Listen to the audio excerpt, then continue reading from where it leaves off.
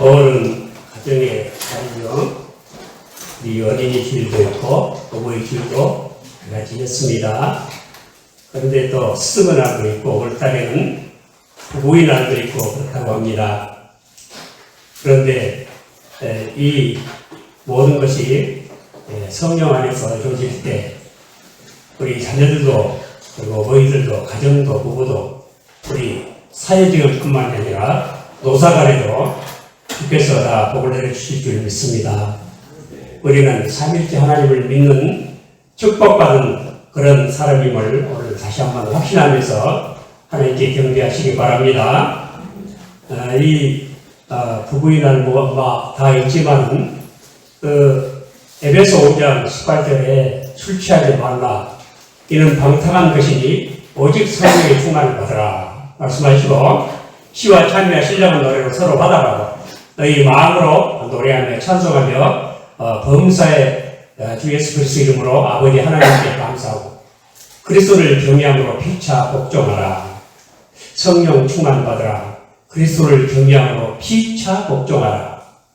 여기에 복된 가정, 복된 부부, 그리고 모든 노사관계, 그리고 부부관계까지도 다 들어있습니다. 다른 말로 하면 바로 3일째 하나님 안에 우리 모든 축복은 요약되어 있다. 그렇게 확신하시길 바랍니다. 제가 어린이 주일에 우리 주일 교양과 호공대로 양육하라고 할 때 균형 잡기라는 말씀 드렸습니다. 그 균형 잡기가 성령 충만에서 이루어지고 예수 그리스도를 경외함으로 이루어집니다. 성령 안에서 예수 그리스도를 경외하는 마음으로 노사도, 가정도, 부부도, 그리고 모든 부자관계도 다 화합되게 될 줄로 믿습니다. 바로 균형이 잘 잡힌 성령께서 하시는 역사입니다. 그리고 또 이달 토요일은 또 뭐죠? 27일은 부처님 오신 날이라고 또 그러죠.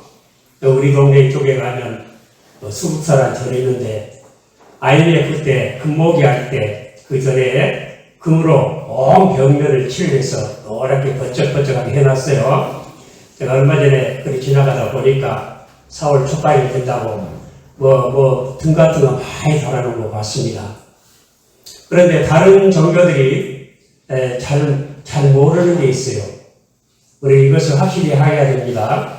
무엇을 잘 모르냐면 첫째는 하나님의 거룩성에 대해서 잘 모릅니다.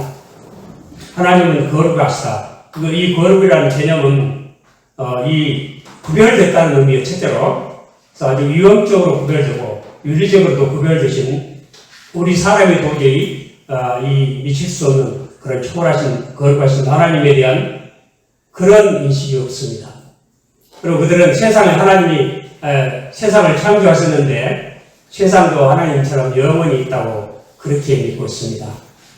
두 번째는 뭘 모르냐면은 죄에 대한 깊은 통찰력이 없어요. 죄가 무엇인지 모릅니다. 그래서 이 불교는 죄에 그런 얘기하지 않고 고통, 고로부터의 해탈을 말한다 그래요. 불교를 잘 모르지만 고로부터 해탈을 말하지만 죄를 몰라요. 그래서 이 고의 원인이 무엇입니까? 그의 죄지요. 근데 죄를 모르고 고부터 이렇게 다루는 거예요. 사람이 머리가 아픈데 머리가 아픈 원인이 뭔지를 모르고 그냥 진통제만 먹으면 되겠습니까? 그래서 죄가 뭔지를 몰라요. 우리는 죄가 무엇입니까? 여러분 확신해 두세요. 죄는 하나님의 율법을 어기는 것이 죄입니다. 간단히 말하는 것입니다. 불법이 죄고 불의가 죄죠. 그리고 불신이 죄고 불행이 죄다.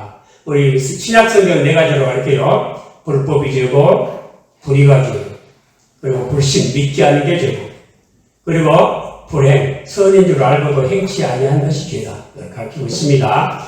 더 요약하면 하여튼 하나님의 법을 지키지 않는 것이 죄입니다. 하나님의 법 중에 제일 중요한 게 하나님을 사랑하는 거예요.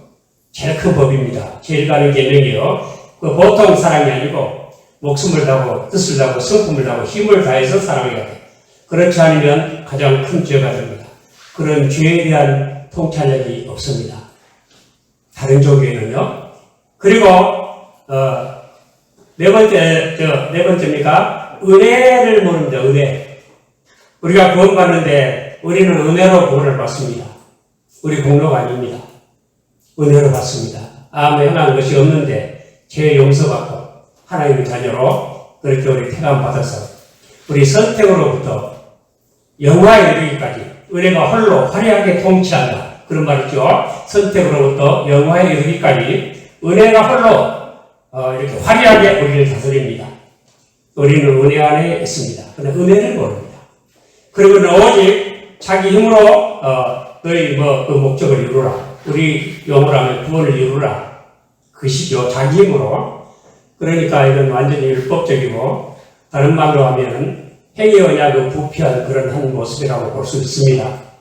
물론 불교가 사탄 마귀가 그렇게 한 게 아니고 하나님 없는 성령이 없는 인간이 가장 최선의 길을 택해본다고 하는 것이 그런 여러 가지 헛된 낭설을 만들어낸 거예요. 자, 그래서 우리는 절대로 다른 종교에 눈을 돌리지 마시길 바랍니다. 우리는 은혜의 종교입니다. 우리 은혜로 받고 은혜로 천국 갈 것입니다. 오늘은 이제 이 제목이 뭐죠? 이 구약 성경과 성경의 사역이라고 했는데 너무 이렇게 제목이 너무 크게 잡은 것 같아요. 오늘은 간단하게 사사기에 나온 사사들 이야기 그리고 그 중에 삼손 이야기만 그것도 간단하게 하고 마치자고요. 사사기는 그때 당시 왕이 없었기 때문에 사람들이 자기 뜻대로 행하다가 죄를 지어서 하나님께서 다른 나라에 팔아버려요. 그 다른 나라에 압제를 받는 역사의 기록이에요. 얼마 동안 압제를 받았느냐 하면은 첫째는 여러분 계산 한번 해보죠. 숫자 메소포타미아에 8년 몇 년이요? 8년. 그 다음에 모압에 18년. 그 몇 년이에요? 16년입니까? 그리고 가나안에 20년. 몇 년이에요? 46년이죠. 그리고 미디안에 7년. 몇 년이요? 네? 7년. 53년이죠. 거기다가 암몬에 18년. 그럼 몇 년이요? 53년에 18년이면 71년이죠. 그리고 블레셋에 40년. 그럼 몇 년이에요? 몇 년이에요? 71년에 40년 더하면 얼마예요? 111년. 111년의 역사가 사사기 역사입니다. 그런데 그 롯의 딸이 난 두 아들, 모압과 암몬에게 18년 해가지고 36년간 이방의 통치를 받았어요. 무엇과 같죠? 우리나라가 일본의 통치를 받는 기간과 똑같아요. 롯의 후손에게, 롯의 딸이 낳은 두 아들에게. 자, 이렇게 111년간 A방의 통치를 받았는데, 이렇게 죄를 짓고 고통 가운데 모두 수탈을 당하고, 참 억울하겠죠. 이래봤자 소용없어요. 다 뺏겨요. 그러니까 그때 악이 이렇게 극도로 이렇게 악한 처지에 빠지면 그때 회개를 하게 돼 있어요. 그래서 여러분 우리 사람이 그 악한 아주 극도의 절망적인 상황에 처할 때 회개를 합니다. 하나님을 찾습니다. 아무도. 여러분 성경의 구원의 역사는 절망 중에 빠졌을 때 하나님을 찾아 회개하는 역사예요. 그래서 다짜고짜 하나님은 당신을 사랑하십니다. 그렇게 하면 안 된다는 거예요. 빌립보 갈수록 자살하려고 그랬죠? 그렇게 뭐라 하셨죠? 그리고 가나안 여인도 누가 자녀의 떡을 개에게 주어? 하고 절망으로 뭐라 하셨죠? 그때 강구하는 것이고 진정으로 은혜를 강구하는 것이고 그때 은혜가 임하고 구원이 임하는 거예요. 이스라엘 백성도 그랬죠? 애굽에 가가지고 절망에 빠졌죠? 노예 생활 400년이 웬 말이에요? 홍해 바다에서도 그랬죠? 뒤에는 애굽 군대, 앞에는 바다가 막고 있어. 절망적으로 몰아가서 그런 다음에 부르짖고 회개할 때 구원이 임하는 방법입니다. 그래서 하나님께서 우리에게 기도하게 하시는 방법도 그거예요. 아주 고난에 처하게 하셔서 기도해요. 여러분 고난에 처하기 전에 기도 생활 하시기를 축원합니다. 이렇게 고난에 이렇게 회개하고 부르시는 마음이 생길 때 하나님께서 사사를 세우세요. 여기 사사기 2장 이 16절에 보면 여호와께서 사사를 세우사 놀아가는 자의 손에서 그들을 건져내게 하셨으니 그렇습니다. 그리고 오늘 본문 말씀 한번 보세요. 여호와의 신이 그에게 임하셨으므로 그가 이스라엘 사사가 되어 나가서 싸울 때에 여호와께서 메소포다미아 왕 우산 엘사다임을 그 손에 붙이심에 온니엘 손이 우산 엘사다임을 이기니라. 누구 이름이 나왔죠? 온니엘이 나왔죠. 온니엘이 이스라엘 12사사 중에 첫 번째 제1대 사사예요. 온니엘, 에훗, 몇 명이 없어요. 온니엘, 에훗, 삼갈, 그리고 드보라, 기드온, 돌라, 야일, 입다, 입삿, 그리고 엘론, 압돈, 그리고 삼손 모두 12명이죠. 12명의 이야기가 사사기, 12사사 이야기인데 사사를 세우실 때 누가 세웠죠? 여러분 지난번에 삼손 이야기를 했기 때문에 삼손 이야기를 중심으로 간단하게 말씀드리겠다고 했어요. 누가 나와서 그 삼손이 날 것이라고 했죠? 누가 오셔서 그 말씀하셨죠? 누가 찾아왔어요? 마노아 부부에게. 네? 여호와의 사자가 오셨죠? 여호와의 사자는 누구라고 했어요? 성육신 이전의 로고스 하나님, 곧 성자 하나님이죠. 곧 우리 주 예수 그리스도이셨다 그 말이에요. 근데 이렇게 여호와의 사자가 또 사사가 될 것이다 한마디로 그거예요. 그리고 기드온도 그랬겠어요. 그렇게 이렇게 이스라엘 사사를 세우실 때 하나님께서 세우시고 반드시 그에게 성령을 주셔서 사사 직분을 감당을 하게 하셨어요. 그래서 오늘 본문에도 여호와의 신이 그에게 임하셨으므로 하나님께서 이렇게 부르시죠 회개하는 민족에게 한 구원자를 주셨어요. 그래서 사사기 전체의 제목이 한 구원자예요. 예수 그리스도의 상징이에요. 예표예요. 예표와 상징은 좀 다르죠. 예표는 어떤 역사성을 가진 걸 예표라고 해요. 타입. 그리고 상징은 그냥 역사는 없고 그 뜻만 있는 거예요. 이게 좀 달라요. 상징이라는 거 많이 있죠. 저 장미꽃은 어떤 여인을 상징한다. 예쁜 배우를 상징한다. 그 상징이지. 그 역사가 없잖아요. 그런 건 모형이라고 하죠. 모형은 역사가 있어요. 그래서 한 구원자로서 한 역사성을 가진 사사를 세우셨어요. 사사를 세우셨는데 반드시 여호와의 신이 그에게 임하셨기 때문에 이 사사 직분을 감당하신 거예요.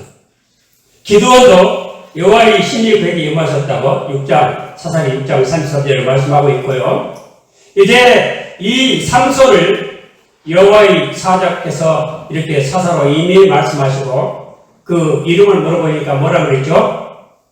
그 마노아가 그 여호와의 사자에게 이름이 누구십니까? 나중에 이 일이 이루어질 때 당신 기념하겠습니다. 하니까 뭐라 그랬어요? 어찌하여 내 이름을 묻느냐? 나는 기념이라. Beyond understanding. 그러니까 나는 사람의 생각으로 사람 지혜로 이해할 수 있는 그런 존재가 아니다. 김여요 모사이가 전능의 왕이요 영조로서 아버지로 평강의 왕이신 그분이에요. 그런데 이 삼손이 삼손하면 뭐가 생각납니까? 삼손하면 뭐가 생각나요? 힘이 세고 모습은 어때요? 뭐가 생각나요? 특징, 삼손 특징. 머리를 깎았어요, 안 깎았어요? 하여튼 이발만 다 굶어주라. 생전에 머리를 안 깎았으니까 머리가 얼마나 길었을까요? 근데 삼손의 힘이 어디서 나와요? 삼손의 힘이 어디서 나옵니까? 머리털에서 나옵니까? 그리고 머리털을 깎아버리니까 어떻게 됐어요?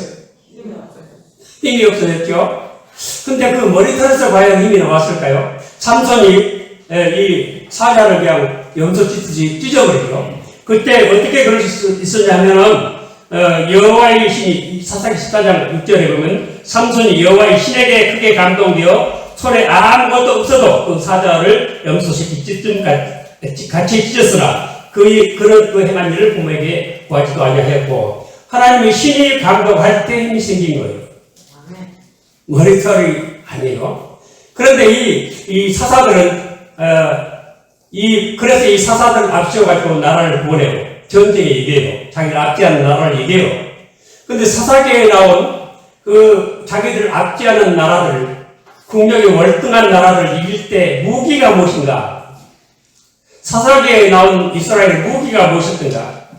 그거 보면은 이게 사람의 힘으로 이긴 것이 아니었구나 하는 것을 또 알 수가 있어요. 그 뭐냐면 첫째는 왼손이 나와요. 3장 21절에 물론 왼손잡이가 힘이 세겠지만은 왼손잡이 에봇이 또 왕을 그냥 칼로 찔러 죽이죠. 왼손이 무기예요. 두 번째 3장 31절에 보면은 소 모는 막대기예요. 소 모는 막대기. 소 모는 막대기로 적을 쳐야 돼요. 그리고 세 번째는 여인의 힘으로 이겨요. 4장 14절에 보면 이제 드보라 한 여인이 나와서 장군을 동료해가지고 시스라를 가르쳤다. 하나님께서 여호와께서 시스라를 내게 붙이셨다 하고 드보라가 한 여인이 등장해서 이깁니다. 철 병거가 많이 있는 그 강한 군대를 이겨요. 그리고 또 이 4장 21절에 보면 말뚝이 나와요. 말뚝. 여인의 손에 있는 말뚝으로 그냥 그 시스라 장군 그냥 잔뜩 고단해가지고 물 한 모금 나갔다고 했을 때 젖을 먹이고는 우유를 잔뜩 먹이고는 돌아 떨어졌을 때 말뚝을 가지고 관자놀이다 하고 말뚝이 무기예요. 그리고 기드온의 군대는 뭐가 무기였죠? 항아리 그리고 나팔 이게 무기예요. 군대 수가 많지도 않아요. 3만 2천명 모이니까 너무 많다 다 보내라. 그러시고는 300명만 남기셨죠. 그래서 10,000명도 필요 없어요. 그리고 또 뭐가 무기였냐면 보리떡이. 거기 7장 13절에 보면 그 미디안 군대 그 군인이 꿈 얘기를 하면서 야 이스라엘 집에서 보리떡이 하나 불러오더니 우리 집을 그냥 다 치서 무너져서 쓰러져 버렸다. 보리떡. 그리고 또 9장 53절에 보면은 맷돌 한자, 맷돌 일자 한 여인이 여룻바알 반역을 한, 그래서 자기 형제 70명을 다 반석에 쳐 죽이고 내가 왕이다 했던 여룻바알을 한 여인이 위에서 그 성에 쳐들어갔다가 위에서 맷돌을 던져고 머리에 탁 맞아서 즉사해버리죠. 맷돌이 무기예요. 그리고 이 삼손은 뭐가 무기였냐면 15장 16절에 보면 나귀 뼈예요. 나귀 턱뼈를 하나를 가지고 1000명을 쳐 죽여요. 그러죠? 그런데 이렇게 무기가 시시했다. 사사기 나온 무기가 시시했다. 이것은 무엇을 의미하느냐? 그 힘은 하나님의 성령의 역사였다. 성령의 역사로 나라를 구원하게 된 줄로 믿으시길 바랍니다. 그런데 이제 설교 이제 말씀 쪽으로 갑니다. 삼손의 힘이 머리칼에서 나왔어요. 머리칼 머리칼을 깎여버리고 머리털을 깎여버리고 힘을 잃어버렸죠. 그러니까 머리칼에서 나왔죠. 그럽니까? 머리털에서 나왔을까요? 성령의 힘으로 나왔을까요? 성령의 역사로 힘이 나온 거예요. 왜냐하면 삼손이 나중에 눈알 다 뽑혀버리고 이제 거기서 놀이거리가 되고 이 맷돌질을 하면서 구경거리가 돼요. 그런데 머리가 자라요. 머리가 자랐다고 힘이 나나요? 힘이 안 나. 그래서 맨 마지막에 큰 홀에 한 3,000여 명 모인 홀에 그리고 모여서 삼손을 놀리고 구경을 하고 있어요. 두 기둥을 딱 붙잡고 선녀들에게 그 두 기둥으로 나를 안내하라. 두 기둥을 붙잡고 기도를 해요. 하나님 한 번만 힘을 주십시오. 그래서 내 눈을 뽑은 이 원수를 단번에 이 원수를 갖게 하옵소서. 그러면서 내가 내 원수를 함께 죽기를 원하노라 하면서 몸을 굽힐 때 그 홀이 무너져버려요. 그래가지고 그 3,000명이 다 죽어버려요. 자, 머리털 때문에 힘이 났습니까? 하나님의 신이 힘을 주셨습니까? 이제 여기서부터 여러분들 잘 들으셔야 돼요. 우리는 하나님의 은혜로 삽니다. 그리고 성령의 은혜로 삽니다. 끝까지 우리는 하나님의 은혜로 영화에까지 이를 것입니다. 그런데 우리가 이 은혜라는 건 전적으로 하나님의 주권이에요. 성부 하나님께서 전체를 주관하시고 성자께서 집행을 하시고 성령께서 적용을 하십니다. 그래서 고린도전서 12장 4절 이하에 보면 은사는 여러 가지나 성령은 같고 지음은 여러 가지나 주는 같으며 또 역사는 여러 가지나 모든 것을 모든 사람 가운데서 역사하시는 하나님 같으시니 이 삼위일체 하나님의 복이 나옵니다. 그런데 그래서 우리가 구원받는 거, 은혜로 구원받는 건 그런 말을 하는 거예요. 그래서 우리 교회도 오해가 많이 생겼어요. 하나님이 다 택정을 하시고 작정을 하시고 선택을 하시고 은혜로서 다 구원하시면 사람이 뭐 믿고 회개하고 뭐라고 할 필요가 뭐 있느냐? 이거예요. 그게 여러분도 의심이 가죠? 그래서, 그렇게 주장하는 것이 감리교 쪽 그쪽에서 그걸 주장해요. 선택받아서 그래서 예정론을 그거 부정하는 거예요. 내 힘으로, 내 자유의지로 구원받는다. 이걸 주장합니다. 꼭 그런 것 같아요. 자유의지로 구원받는 것 같아요. 근데 여기에 비밀이 있어요. 여러분, 이 삼소의 머리털이 그와 같은 것을 가르쳐 준다고 나는 생각해요. 삼소의 머리털 자체가 힘을 나오게 하는 건 아니지만 머리털이 있어야 돼요. 삼손이 항상 이 머리털에 자기 의지를 가지고 머리털을 관리하고 길렀어요. 깎지 않았어요. 삭도를 대지 않았어요. 삼손은 마음이 항상 거기 걸려있어요. 그렇게 해서 하나님의 약속, 하나님의 힘, 성령의 힘이 하나님의 모든 역사를 그렇게 해서 내 의지가 따라가게 하시는 거예요.